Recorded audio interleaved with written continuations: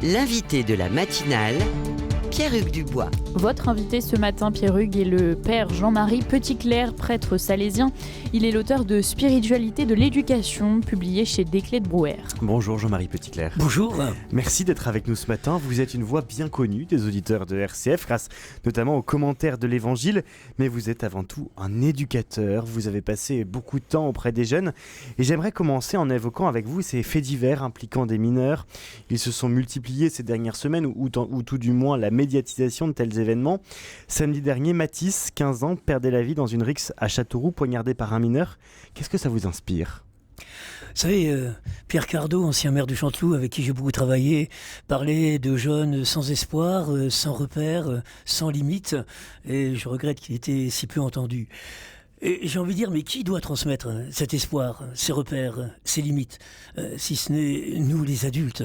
Vous savez, j'aime dire que la violence c'est naturel, la manière naturelle de régler un conflit c'est la violence. A en conflit avec B, vous supprimez B, le conflit est réglé. Ce qui n'est pas naturel, c'est la convivialité et la paix, c'est la capacité de gérer un conflit sans recourir à la violence. Et cela s'apprend. Voilà pourquoi j'aime dire que le problème central qui se pose aujourd'hui dans notre pays, c'est bien celui de l'éducation. La prévention de la violence passe par l'éducation. Ça fait quelques décennies maintenant que vous êtes très impliqué dans ces questions d'éducation, Jean-Marie Petitclerc. Est-ce que vous avez vu une évolution ? On dit qu'il y a un accroissement de cette violence des mineurs. Vous souscrivez à ce propos ? Oui, des mineurs de plus en plus jeunes. On l'a vu lors des dernières émeutes, ce qui était notoire, si on comparait aux émeutes de 2005, c'était qu'il y avait bon nombre de collégiens dans la rue, alors qu'auparavant c'était plutôt quand même des lycéens. Ou des jeunes. Donc on a un rajeunissement. Ça montre bien effectivement ce problème éducatif. Et j'ai envie de dire que ce qui a changé aussi, les bagarres entre jeunes, ça a toujours existé. Je travaille dans les quartiers depuis le début des années 80, mais dans les années 80, lorsqu'un jeune était à terre, on avait gagné et on s'en allait. Le fait de lyncher des jeunes à terre au point de les assassiner, enfin, je veux dire, là c'est vraiment quelque chose qui nous interpelle de manière profonde. Et il y a une volonté chez ces jeunes de donner la mort ? Je ne pense pas. Je crois effectivement qu'ils se laissent emporter par une dynamique de groupe. Je discutais avec des jeunes là, qui se glorifiaient d'avoir lynché une victime, et en disant attendez, oui, mais vis-à-vis des autres, on peut pas reculer. Il faut qu'on montre aussi qui on est.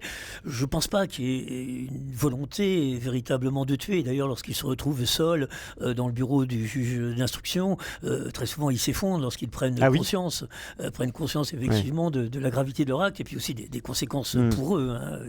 C'est aussi un effondrement qui est lié à la prise de conscience que leur vie bascule, parfois pour de longues années en prison, suite à un phénomène de groupe dans lequel ils se sont laissés enfermer, quoi. Quand on remonte aux causes de cet accroissement de la violence, où est-il ? Vous dites que ces jeunes n'ont pas d'espoir, n'ont pas d'avenir ? Oui, vous savez, les études canadiennes ont montré que très souvent les jeunes les plus violents sont aussi des jeunes qui ont une très faible estime d'eux-mêmes. C'est-à-dire que lorsqu'on arrive dans sa tête à penser que la seule manière de se prouver qu'on existe, c'est d'écraser l'autre, c'est que quelque part on est à la peine pour se faire reconnaître par ses propres qualités et ses propres talents.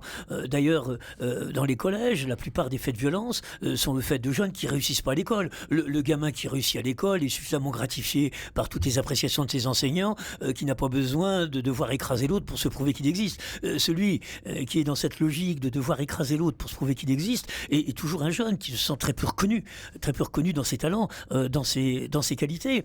Ça, je prends un tout petit exemple tiré de ma pratique en ce qui concerne les rodéos urbains où des jeunes se mettent en danger et mettent en danger l'environnement. Ça existait déjà dans les années 80. Aujourd'hui, la réponse c'est on enferme le jeune et puis on détruit sa moto. À Chanteloup, notre réponse c'était mais pourquoi pas les inscrire au championnat de France des 50 cm3 et tout le travail qu'il a fallu faire pour effectivement s'appuyer sur leur qualité. Et ça a marché. Je me souviens de la première compétition, alors il fallait voir dans le minibus, tu vas voir Jean-Marie, on va aller, enfin je ne prendrai pas toutes les insultes qu'il disait, et puis ils ont voulu impressionner tout le monde en faisant un démarrage roue arrière, ils se sont plantés au premier virage, ils ont été dans l'incapacité de rattraper les autres, et de leur dire au bout du cours, tu sais, faire une roue arrière à toute vitesse, ça tout le monde peut le faire, négocier un virage de manière à ne pas perdre de vitesse, ça c'est plus compliqué. compliqué, mais comment, enfin, dire, au niveau de ces jeunes, s'appuyer sur leur talent, leur ouvrir des perspectives. Je crois effectivement que la caractéristique de ces jeunes, et je trouve que Pierre Cardot les décrivait bien en parlant de jeunes sans espoir, sans repère, sans limite, quoi. Et d'aucuns dans les quartiers dits populaires pointent aussi l'essor du discours religieux radical. Est-ce que vous faites un lien, vous, entre ce radicalisme religieux qui peut émerger ici et là et l'essor de la violence ? Oui, vous savez, il y a du radicalisme.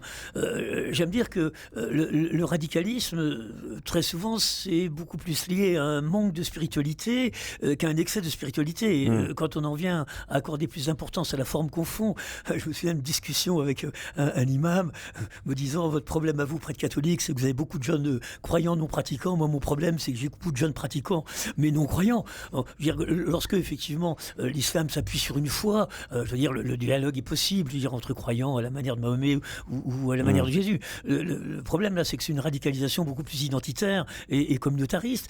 Et là encore, qui est lié au fait, c'est comment être reconnu. Parfois, c'est le seul lieu où ils vont se sentir reconnus. Ça va être par ces instances, mais qui les instrumentalisent beaucoup. Enfin, Qui les instrumentalisent, qu'est-ce que vous entendez par là ?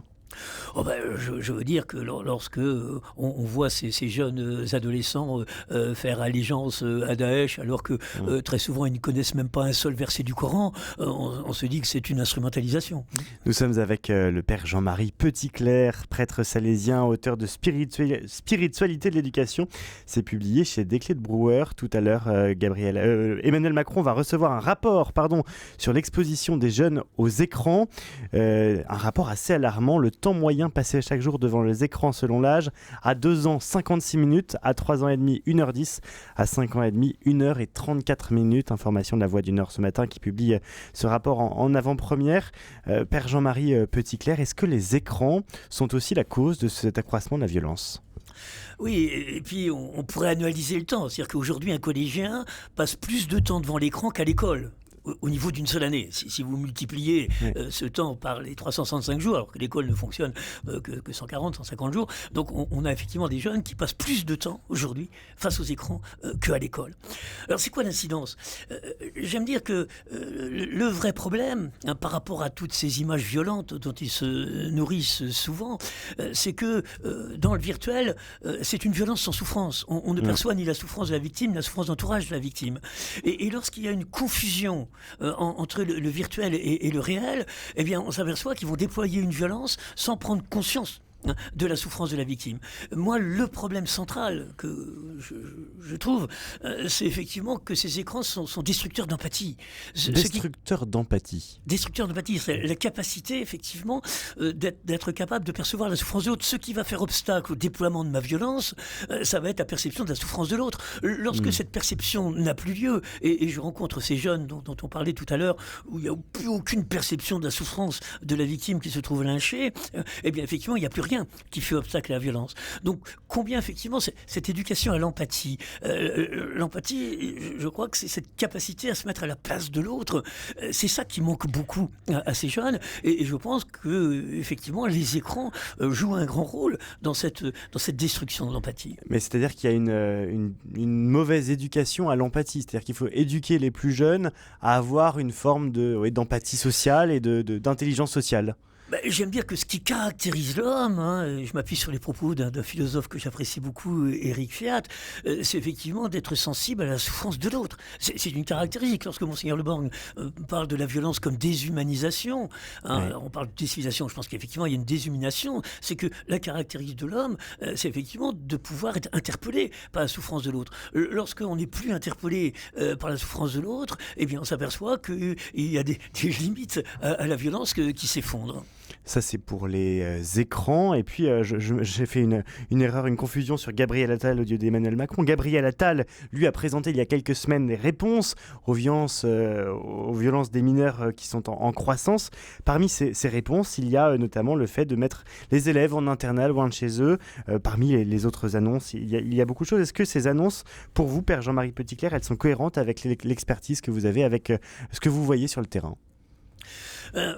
Moi, je pense que l'axe essentiel quand même, c'est la prévention, et on sait combien notre pays n'est pas habité par cette culture de la prévention. Vous savez, message de Don Bosco reste pertinent, lui qui était choqué par la vue de ces adolescents incarcérés, et de se dire mais si ces jeunes avaient pu rencontrer avant d'en arriver là quelqu'un qui est attentif à leurs problèmes, à leurs difficultés. Alors, l'internat, enfin, peut être une bonne solution. Après, la question, c'est qui va les encadrer, quels éducateurs. Et aujourd'hui, on a un véritable problème de formation des éducateurs, de recrutement des éducateurs, et donc de faire des annonces. On va les placer en internat, alors qu'aujourd'hui, on a beaucoup de peine à trouver des éducateurs en capacité. Même en internat. De faire face et d'encadrer ces jeunes. Donc là, il faudrait effectivement avoir une réponse, à mon avis, beaucoup plus globale, et de voir aussi comment on va travailler en partenariat avec la famille dans cette association, le Val d'Oco, que j'ai montée sur la dalle d'Argenteuil. Combien il y a cet axe d'accompagnement des jeunes, mais aussi d'accompagnement des parents. Donc, des parents sont en difficulté. Je pense que de temps en temps, mettre le jeune à distance du quartier, à distance de la famille, est une bonne chose, si on travaille aussi auprès de sa famille. J'ai dirigé pendant de longues années des foyers. Je disais que notre travail est efficient, que si le travail autour du jeune placé dans le foyer s'accompagne d'un travail autour de la place laissée vide dans la famille, et qu'il faut conjuguer ces deux travaux pour effectivement essayer d'avancer dans la prévention de la violence. Le gouvernement a parlé de parents défaillants. Y a-t-il des parents défaillants ?